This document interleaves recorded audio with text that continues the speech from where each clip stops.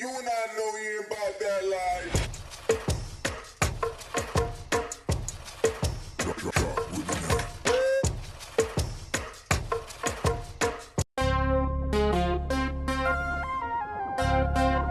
now.